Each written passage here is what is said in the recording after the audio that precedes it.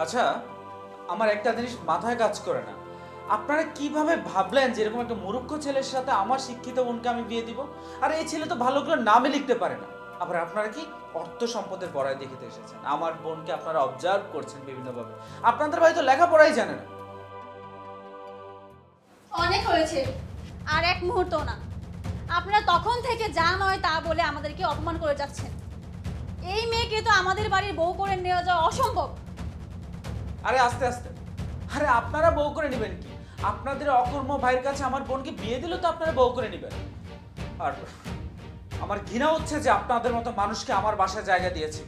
এখন কি বের হবেন নাকি দারোয়ানটাকে বের করে দিবেন?